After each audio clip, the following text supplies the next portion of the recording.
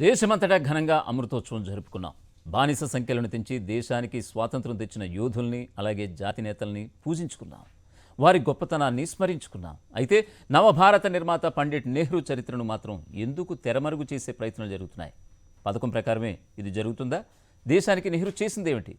మన ఎదలో ఎందుకు ఆయన సుస్థిరంగా జ్ఞాపకంగా పెట్టుకోవాలి? ఈ అంశంపై ఎడిటర్ కామెంట్ చూద్దాం. చందమామలేని వెన్నెల కాయించే మాంత్రికులు రాబోతున్నారు.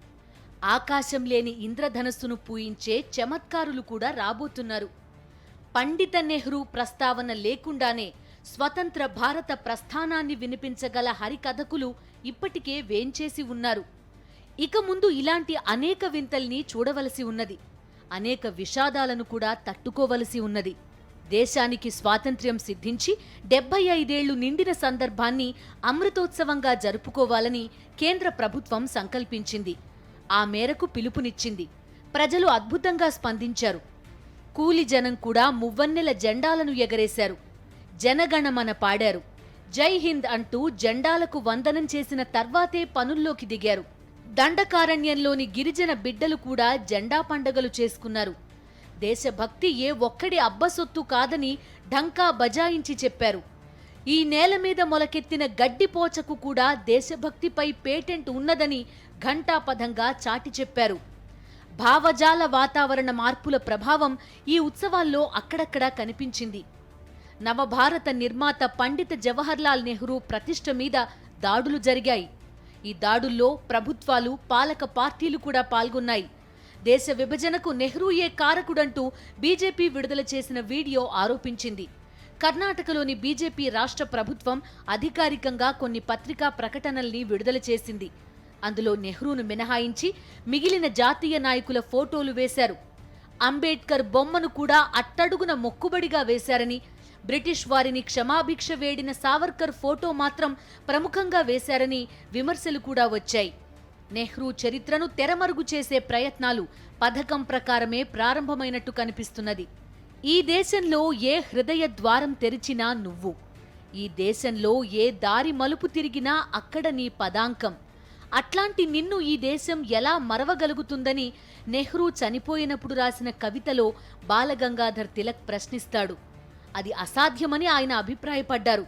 కానీ అసాధ్యాన్ని సుసాధ్యం చేయగలమని కొంతమంది వీరతిలకాలు దిద్దుకుని మరీ ప్రయత్నాలు ప్రారంభించినట్టు కనిపిస్తున్నది. ఎందుకు ఈ ప్రయత్నాలు? నెహ్రూను తెరమరుగు చేసి ఏం సాధించగలరు? నెహ్రూపై కత్తి దూయడం వెనక ఉన్నది భావజాల సంఘర్షణ కావచ్చు. దూసిన కత్తికి రెండో వైపున కూడా పదునుందని ఇటీవలి పరిణామాలు తేటతెల్లం చేస్తున్నాయి. పేద వర్గాల అభ్యున్నతి, సంక్షేమం కోసం అమలు చేసే పథకాలను ఉచిత పథకాల పేరుతో ఈసడించుకునే క్యాంపెయిన్ ఈ మధ్యనే ప్రారంభమైంది. దాదాపు ఇదే సమయంలో నెహ్రూ భావజాలాన్ని తెరమరుగు చేసే ప్రయత్నాలు యుద్ధ ప్రాతిపదికపై మొదలయ్యాయి. ఆ రెంటికి మధ్యన ఉన్న సంబంధమేంటి? అసలు నెహ్రూ భావజాలమేంటి? ఆయన చేసిందేమిటి? 1929 డిసెంబర్లో జరిగిన లాహోర్ కాంగ్రెస్ సభలో మొదటిసారిగా దేశానికి పూర్ణ స్వరాజ్ కావాలనే డిమాండ్ ముందుకొచ్చింది. ఈ విప్లవాత్మక మార్పునకు కారకుడు ఆ సభలో పార్టీ అధ్యక్షునిగా ఎన్నికైన జవహర్లాల్ నెహ్రూ. స్వాతంత్ర్యం ప్రకటించే ముందు లార్డ్ మౌంట్ బాటన్ ఒక ప్లాన్ని ముందుకు తెచ్చాడు. ఆ ప్లాన్ ప్రకారం ప్రావిన్స్లు అంటే రాష్ట్రాల వారీగా స్వాతంత్ర్యాన్ని ప్రకటిస్తారు. భారత రాజ్యాంగ సభలో చేరడం, చేరకపోవడం అనేది వారి ఇష్టం. ఈ ప్లాన్ని తీవ్రంగా వ్యతిరేకించి దేశం డజను ముక్కలు కాకుండా కాపాడిన వారిలో ప్రథముడు జవహర్లాల్ నెహ్రూ. స్వతంత్రం లభించిన తర్వాత దేశంలో ప్రజాస్వామిక విలువలు వేళ్లూనుకోవడానికి, లౌకిక వ్యవస్థ పటిష్టమవడానికి, సామాజిక న్యాయం, సామ్యవాద భావాలు వికసించడానికి కృషి చేసిన వ్యక్తిగా నెహ్రూ పేరు చిరస్థాయిగా నిలబడిపోతుంది. భారత్తో పాటు ఆ కాలంలో వలస సంకెళ్లు తెంచుకున్న అనేక దేశాలు ప్రజాస్వామిక వ్యవస్థలతో ప్రారంభమై అచిర కాలంలోనే నియంతృత్వంలోకి జారుకున్నాయి. ఇండోనేషియా, పాకిస్తాన్, పలు ఆఫ్రికా దేశాలు ఇందుకు ఉదాహరణలు. ఇన్నాళ్లుగా ప్రజాస్వామ్యం, లౌకిక విధానాలు ఈ దేశంలో నిలబడి ఉండడానికి నెహ్రూ వేసిన పునాదులే కారణమని అందరూ అంగీకరిస్తారు. నెహ్రూ విధానాలకు సోషలిస్ట్ నాయకుడు రామ్ మనోహర్ లోహియా బద్ధ వ్యతిరేకి. ఒకసారి ఏదో ధర్నా చేసి జైలుకు వెళ్లిన లోహియాకు ప్రధానిగా ఉన్న నెహ్రూ ఒక బుట్ట నిండా మామిడి పళ్లను పంపించారట. నెహ్రూ ఈ చర్యకు అప్పటి కేంద్ర హోంమంత్రి సర్దార్ పటేల్ తీవ్ర అసహనానికి గురయ్యారు.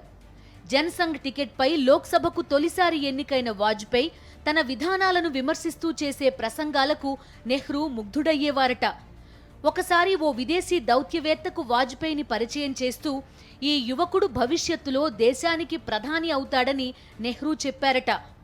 నెహ్రూ విధానాలను తీవ్రంగా విమర్శించే వాజ్పేయి వ్యక్తిగతంగా మాత్రం ఆయనను అభిమానించేవారు. స్వాతంత్ర ప్రకటనకు కొన్ని గంటల ముందు ట్రిస్ట్ విత్ డెస్టినీ పేరుతో నెహ్రూ చేసిన ప్రసంగం చరిత్రాత్మకమైనది. ఈ ప్రసంగంలో రేఖామాత్రంగా చెప్పిన అంశాలే ఆయన భావజాలానికి తార్కిక పునాది. కొన్నేళ్ల కిందట అంటే ఉద్యమ కాలంలో మనం విధికి ఒక మాటిచ్చాం. ఆ మాటను ఇప్పుడు నెరవేర్చాలి. దారిద్ర్యాన్ని, అసమానతలను, అజ్ఞానాన్ని పారద్రోలాలి. ప్రతి ఒక్క కంటిలోని ప్రతి కన్నీటి చుక్కను తుడిచేయాలి. భారతదేశం కోసం, ప్రపంచ మానవాళి కోసం మనం కన్న కలల్ని నిజం చేసుకోవడానికి నిరంతరం కృషి చేయాలంటూ ఉత్తేజపూరితమైన ఉపన్యాసం ఇచ్చారు. అంబేడ్కర్ రూపొందించిన భారత రాజ్యాంగంలో ఈ అభిప్రాయాలు ప్రతిఫలించాయి. తొలి రోజుల్లో తీవ్రమైన ఆహార కొరతను ఎదుర్కొన్న దేశం హరిత విప్లవాన్ని సాధించడం వెనక అవసరమైన భూమికను నెహ్రూ సిద్ధం చేశారు. భాక్రానంగల్, హీరాకుడ్, నాగార్జున సాగర్ వంటి భారీ బహుళార్థక సాధక ప్రాజెక్టులను ప్రారంభించారు. ఇప్పుడు ప్రపంచంలో గొప్ప గొప్ప సంస్థలకు సీఈఓలుగా భారతీయులు పనిచేస్తున్నారంటూ గొప్పగా చెప్పుకుంటున్నారు. కానీ వారందరికీ విద్యాబుద్ధులు నేర్పిన ఐఐటీలు, ఐఐఎంలు, వాటితో పాటు ప్రతిష్టాత్మకమైన ఎయిమ్స్ లాంటి విద్యా సంస్థల్ని నెహ్రూ స్థాపించారు. హోమీ జే బాబా, విక్రమ్ సారాభాయ్, సిడి దేశ్ముఖ్, భట్నాగర్, వర్గీస్ కురియన్ వంటి మేధావులను ప్రోత్సహించి వారి కృషితో దేశానికి అభివృద్ధి బాటలు పరిచిన దార్శనికుడు నెహ్రూ. ఇస్రోను, బార్క్ను కూడా నెహ్రూ కాలంలోనే స్థాపించారు. దేశంలోని ప్రతిష్టాత్మకమైన పరిశోధనా సంస్థల్లో సింహభాగం ఆయన కాలంలోనే ఏర్పడ్డాయి. నెహ్రూ రూపొందించిన పంచవర్ష ప్రణాళికలు అభివృద్ధిని క్రమబద్ధం చేసి దేశాన్ని నిలబెట్టాయి. పబ్లిక్ రంగ పరిశ్రమలు మిశ్రమ ఆర్థిక వ్యవస్థకు రూపుదిద్ది అసమానతలు, అంతరాలు అడ్డగోలుగా పెరగకుండా నియంత్రించగలిగాయి. నెహ్రూ పాలనా కాలంలో చాలా పొరపాట్లు జరిగి ఉండొచ్చు. ముఖ్యంగా చైనాను అంచనా వేయడంలో ఆయన తప్పటడుగు వేశారు. చైనాతో యుద్ధం చేదు అనుభవాన్ని మిగిల్చింది. ఆ బెంగే ఆయన మరణానికి కూడా కారణమైంది.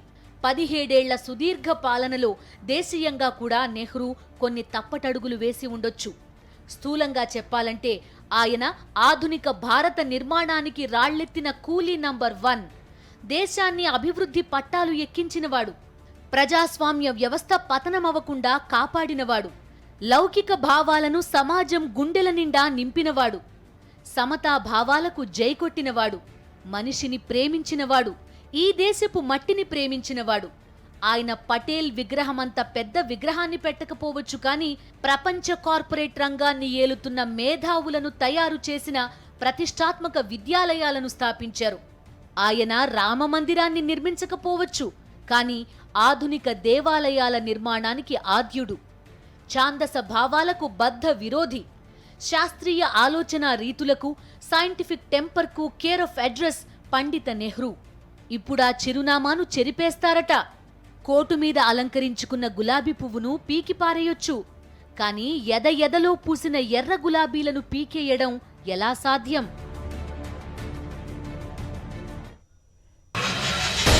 కొత్త ప్లేస్ విజిట్ చేశారా? మీ అనుభవాలేంటి? అక్కడి సంగతులేంటి? లాక్డౌన్లో కొత్తగా ఏం నేర్చుకున్నారు? కొత్త వంటకాలు ట్రై చేస్తున్నారా? ప్రేమ, పెళ్లి, చదువు, లీగల్, పర్సనల్ లైఫ్ ప్రాబ్లమ్స్ కు సొల్యూషన్స్ కావాలా? నలుగురితో పంచుకోవాలనుకున్న ఏ విషయమైనా info@sakshi.com కు మెయిల్ చేయండి. www.sakshi.com లో మీరు పంపే విషయాన్ని పబ్లిష్ చేస్తాం. మీ ప్రయాణానికి మేం సాక్షి.